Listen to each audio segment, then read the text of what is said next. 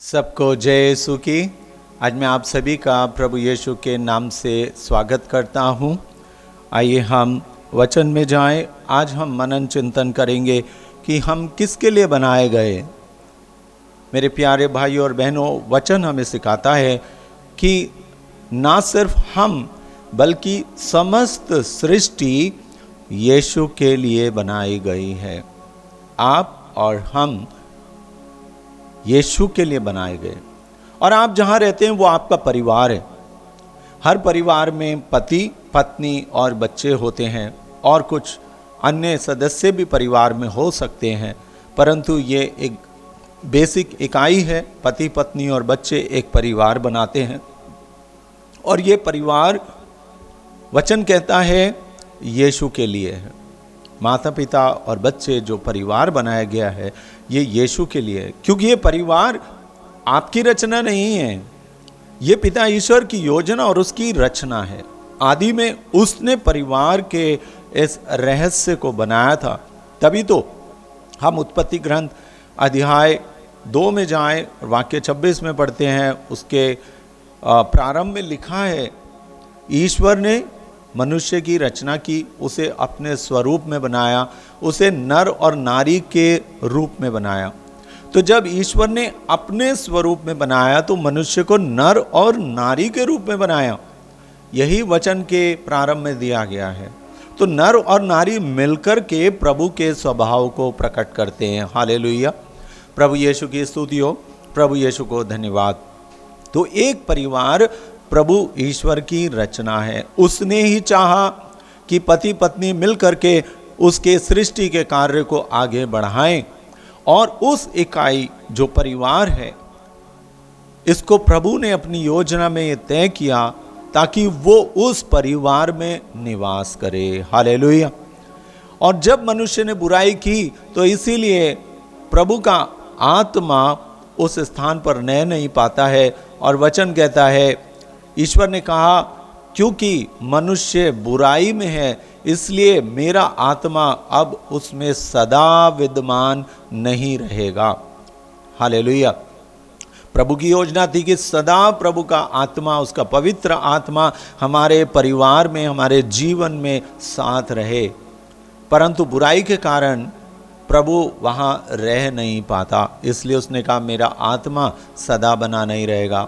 क्योंकि जब आप अच्छे रहोगे, पवित्र काम करोगे, प्रभु के साथ जुड़ोगे तो प्रभु का आत्मा आप में निवास करेगा, और नहीं तो वह आपको त्याग देगा। वचन कहता है, यदि आप प्रभु को त्याग देंगे तो वो भी आपको त्याग देगा। हालेलुया, यीशु की स्तुति है। दूसरा इतिहास 7 वचन 14 में आप इसे पढ़ सकते हैं।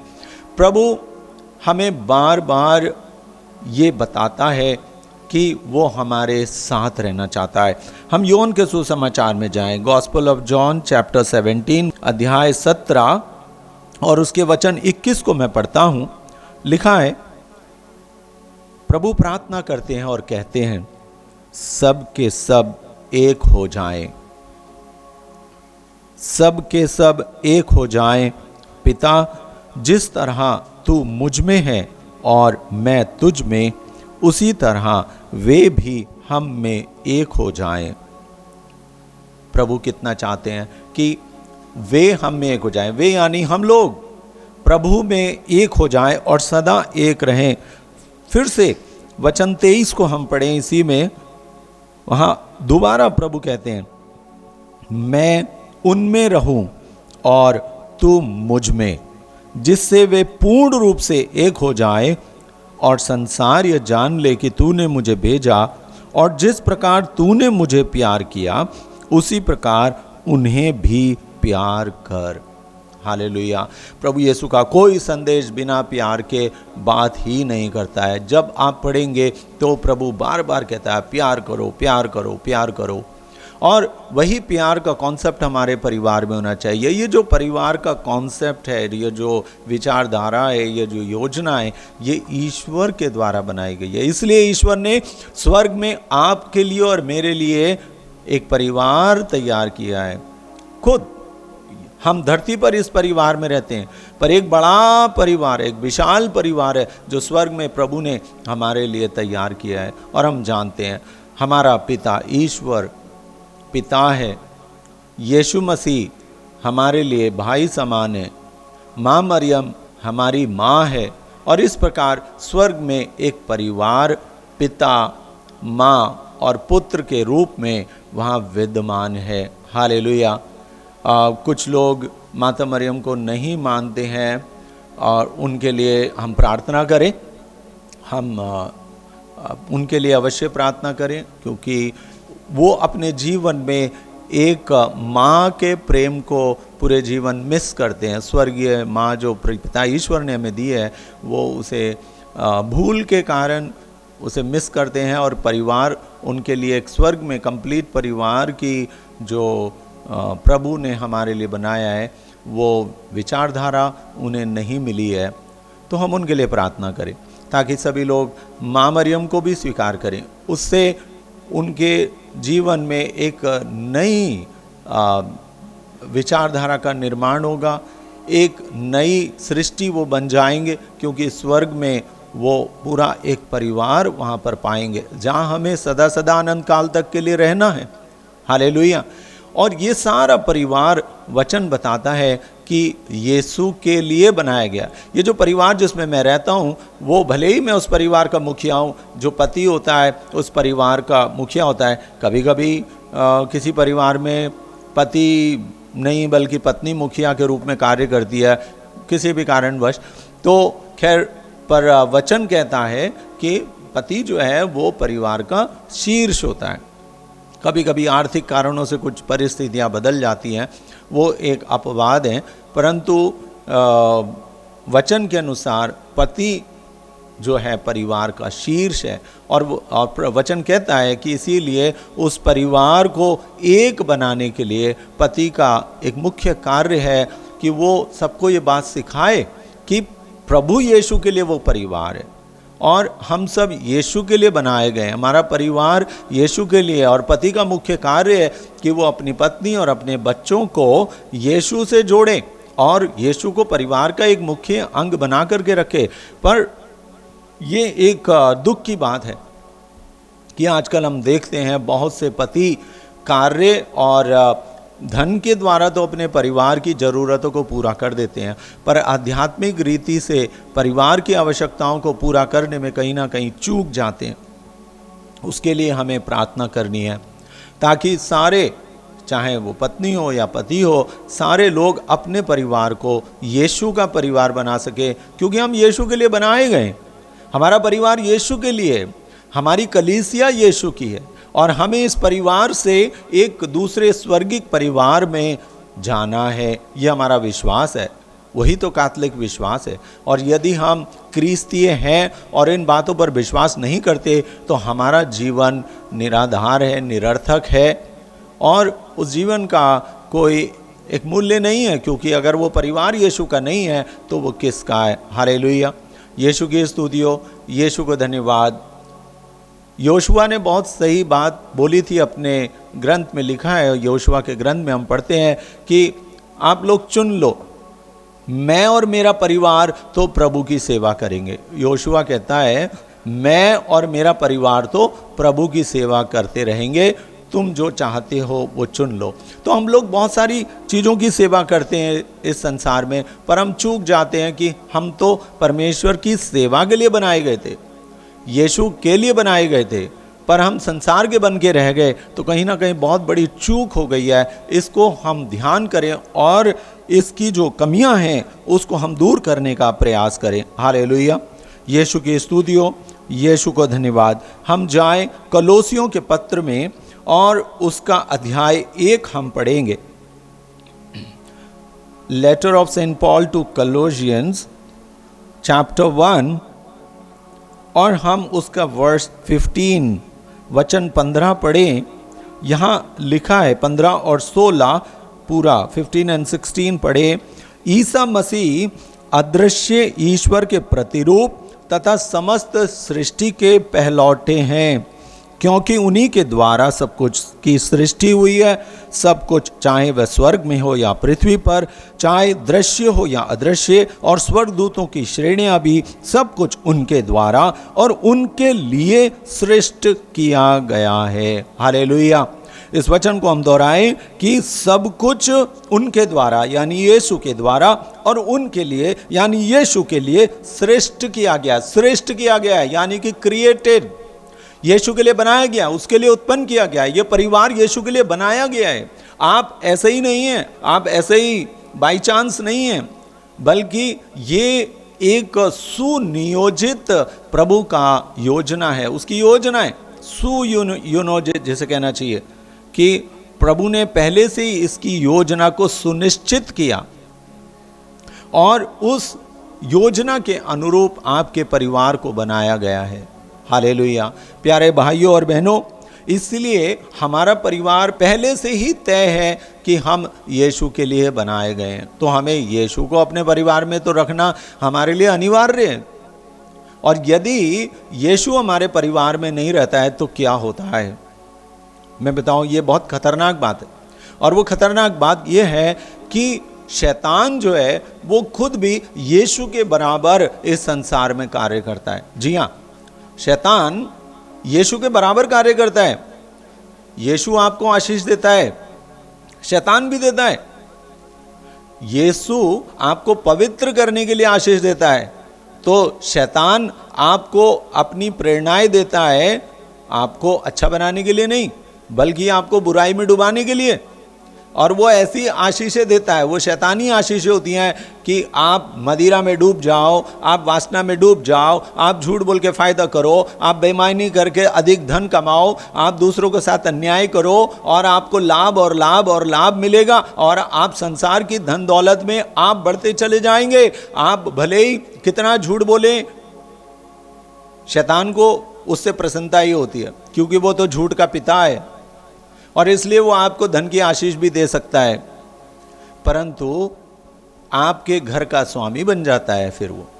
तो जब आप शैतानी बातों से अपने परिवार के लिए आर्थिक स्थिति को ऊंचा उठाते हैं तो आपके घर का स्वामी बन गया शैतान। तो आप धन तो कमाएंगे पर ऐसे धन से आपके परिवार को कोई लाभ होने वाला नहीं है, क्योंकि अल्टीमेटली कुल मिलाकर के वो धन आपको नरक की ओर ले जाएगा। इसलिए बहुत से लोगों के घरों को जब हम विजिट करते हैं, कई बार फादर लोग भी जाते हैं, हम लोग भी कभी जाते हैं, और लोग अक्सर इस वाक्य को कहते हैं, फादर सब कुछ है घर में मगर घर ना नरक है। हमारे घर में सब कुछ है, बढ़िया बंगला, गाड़ी है, सोफ़ा है, बहुत बढ़िया सारे सामान जो संसाधन है संसार के सब कुछ हैं, पर घर की स्थिति क्या है कि फादर ये घर नहीं है, ये नरक है। कहते हैं भाई ये नरक है। हालेलुया। एक ऐसे ही परिवार में मैं गया तो वो पत्नी बताती है कि ये नर्क इसलिए है क्योंकि देखिए मेरा पति शराबी है, वो आता नहीं, रात को आता है, सुबह को उठ के चले जाता है, घर एक होटल के समान रहता है, शाम को आता है तो अपने मित्र लेकर के आता है, छत पर बैठ जाता है और दारू पीता है, मदिरा सेवन करता है। हम यहाँ सिर्फ खाना पका के उसको सप्लाई करने के लिए मात्र हैं। पैसा है, फैक्ट्रियाँ हैं, धन है, बच्चों के पास बहुत पैसा है, दोनों लड़के बड़े हैं और वो गाड़ियाँ लेकर के घूमते इधर उधर रहते हैं, घर का खाना नहीं खाते, वो होटलों में ही खाना खाते हैं। माँ बोलती है मैं तो नौकरों के साथ घर में अकेले ही रहती हूँ। मैंने कहा तो आप तो अच्छा खाना बनाएं और खाएं और अच्छे खुश रहें। तो वो बोलती है कि भाई मैं खुश कैसे रहूँ, खाने के लिए तो बहुत कुछ है, खा कुछ नहीं सकती, मुझे अल्सर की बीमारी है, मेरी आंतों में सूजन है और मैं सिर्फ उबला हुआ ही खा सकती हूँ, मुझे डायबिटीज़ है, मुझे ब्लड प्रेशर है, तमाम बीमारियां उसको लगी हुई हैं। तो वो कहती है कि इससे तो मर जाना ही अच्छा है। देखिए करोड़ों की संपत्ति है और घर की हालत क्या है, नर्क। ये मैं आपको जीवित उदाहरण दे रहा हूँ। और जब हम प्रभु को अपने साथ रखते हैं, जब प्रभु हमारे घर का मुखिया होता है, तो मैं आपको समझाता हूँ भाइयों और बहनों, हमारा घर आनंद से भरा होता है, खुशियों से भरा होता है। ये सही बात है। मैं ऐसे परिवारों में जाता हूँ जो बिल्कुल गरीब हैं, वास्तव में उनके घर में शायद बिठाने के लिए भी समुचित प्रबंध नहीं है आपको बिठाने के लिए, पर घर इतना आनंदित है और उनकी कमी में भी वो खुश हैं और वो आपका स्वागत करते हैं, प्रसन्न रहते हैं, हंसते हैं, अच्छे स्वास्थ्य में रहते हैं, उनके पास कोई बीमारी नहीं है क्योंकि प्रभु उनकी देखभाल करता है।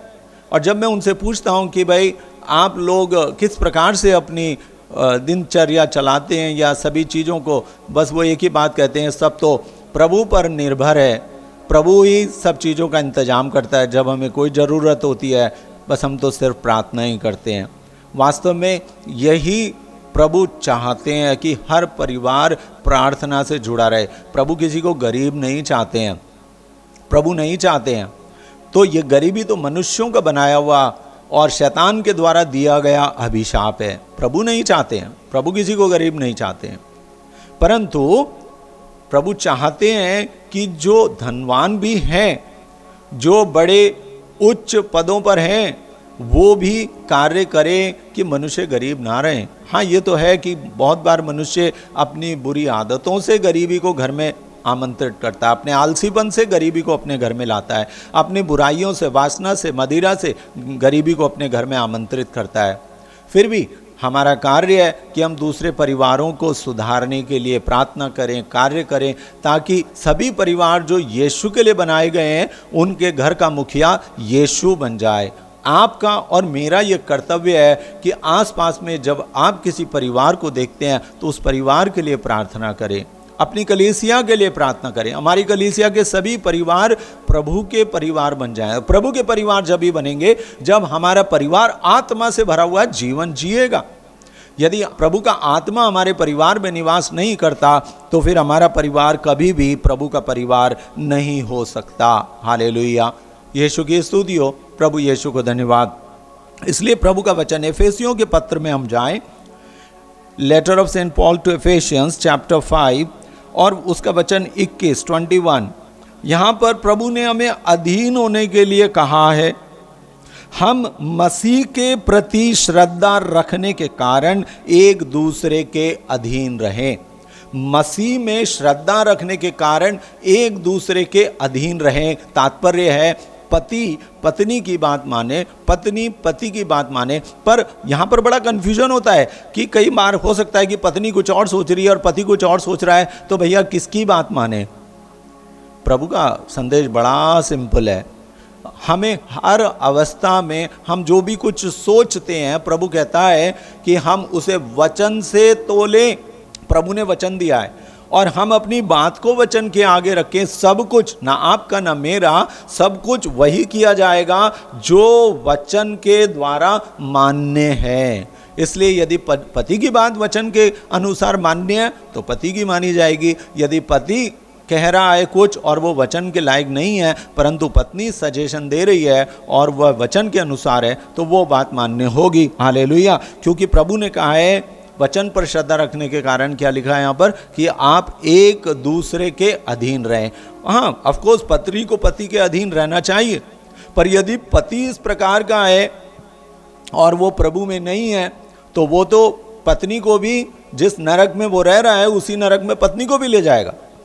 इसलिए हमें हमेशा ऐसा नहीं करना है। जब हम दोनों समझदार हैं और प्रभु के वचन को फॉलो करते हैं, प्रभु के वचन पर चलते हैं, तो ये उचित है हमारे लिए कि पत्नी और पति एक दूसरे के अधीन रहें, प्रभु की बातों को मान करके और अपने परिवार को आगे चलाएं, क्योंकि आपका परिवार यीशु के लिए बनाया गया। और यदि आप ऐसा करेंगे तो आप अपने परिवार में महान चमत्कार होते हुए देखेंगे। ये प्रभु के नाम पर हमारा वायदा है आपसे, क्योंकि बार बार आपने वचन में सुना होगा और हमारे फादर अशोक के द्वारा आपने अनेक बार इसको सुना होगा कि आप प्रभु के घर को ऊंचा उठाएं, प्रभु आपका घर बनाएगा। यहाँ पर हम एक आध्यात्मिक घर की बात कर रहे हैं। आप आध्यात्मिकता में प्रभु के भवन को ऊंचा उठाएं।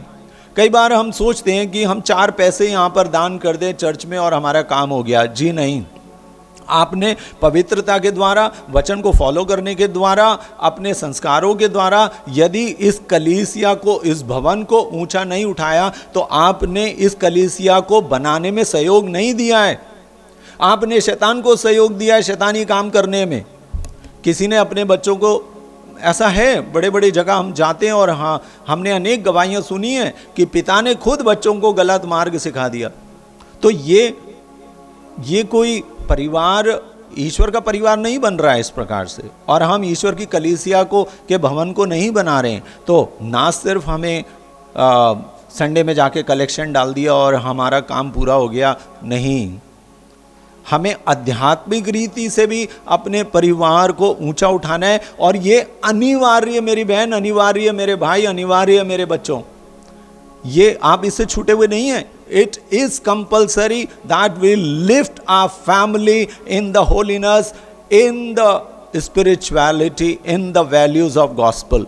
ये जरूरी है कि हम अपने सुसमाचार के मूल्यों को अपने जीवन में लागू करें, तभी हमारा परिवार एक मसीह परिवार कहलाएगा और तब यीशु हमारे परिवार में निवास करेगा। हालेलुया, यीशु की स्तुति हो, यीशु का धन्यवाद। इसलिए संसार की शान शौकत के पीछे ना भागें, संसार के मनोरंजनों के पीछे ना भागें। हमारा तो जीवन का सबसे बड़ा मनोरंजन प्रभु यीशु है, उसके वचन है।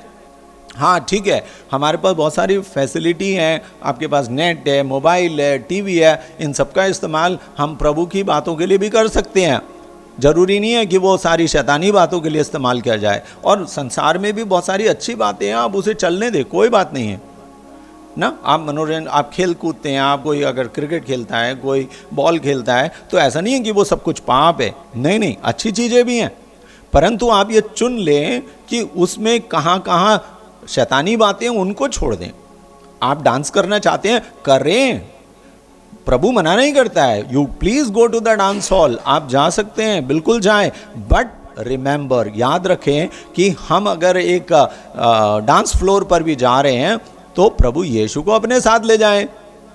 हमें प्रभु को अपने साथ रखना है, वेरेवर वी गो। हर एक जन को, पति जब काम पर जाता है वो, पत्नी काम पर जाती है वो, बच्चे जब पढ़ने जाते हैं वो, हर एक जन प्रभु को अपने साथ ले करके जाए, क्योंकि आपका परिवार यीशु का है और वो उसी के लिए बनाया गया है। तो आपको ये अनिवार्य रूप से करना है। इसलिए प्रतिदिन सुबह उठ करके प्रार्थना करें कि प्रभु आप मेरे परिवार में रहे और मुझे अपने साथ ले चल। हालेलुया।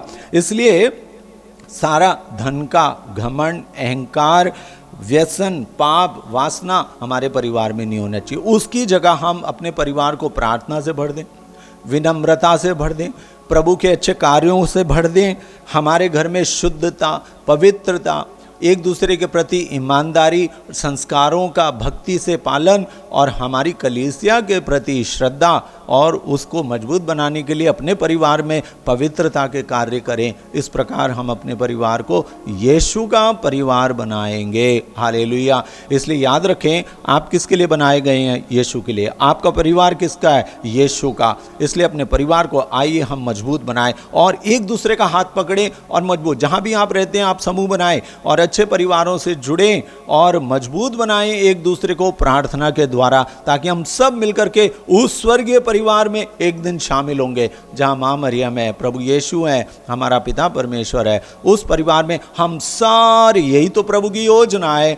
हम बहुत बड़ी बड़ी बातें ना करें, एक छोटी और सिंपल बात है कि हम सबको उस स्वर्गीय परिवार में शामिल होना है। इसलिए एक दूसरे की सहायता करते हुए एक दूसरे की आध्यात्मिकता को मदद करें ऊंचा उठाने में। प्रभु के संदेशों के द्वारा किसी भी रीति से आप मदद करें, एक दूसरे की मदद करें और तब हम इस समूह को, पूरी कलीसिया, एक, जैसा पेतरुस कहते हैं, एक सुगठित भवन के रूप में प्रभु के लिए एक विशाल परिवार के रूप में यह कलीसिया प्रस्तुत की जाएगी, जिसमें ना कोई दाग होगा, ना कोई झुर्री होगी। ये पेतरुस कहते हैं। आइए हम अपने परिवार को प्रभु यीशु का परिवार बनाएं। आइए हम थोड़ी सी प्रार्थना करें, हाथों को जोड़ें। स्वर्गीय मेरे पिता परमेश्वर, प्रभु यीशु ने जो हमें सिखाया है वचनों के द्वारा कि हमारा परिवार यीशु के लिए, पिता परमेश्वर तू यही चाहता था, इसीलिए तूने परिवार की रचना की। आज मेरा परिवार जिस भी परिस्थिति में, जो मेरे वचन को सुन रहे हैं, उनके परिवारों की स्थिति को तेरे सामने रखते हुए आज पूरे हृदय से प्रार्थना करते प्रभु, हर एक परिवार को तेरे आत्मा से भर दे और तेरे पवित्र आत्मा के द्वारा उन्हें संचालित कर, ताकि उनका परिवार यीशु का परिवार बन जाए, उनका परिवार, सबका परिवार स्वर्गीय परिवार बन जाए। सब परिवारों में प्रभु यीशु निवास करे। ये प्रार्थना करते हैं अब्बा पिता, प्रभु यीशु मसीह के नाम से, आमीन, आमीन। आमीन। सबको जय यीशु की।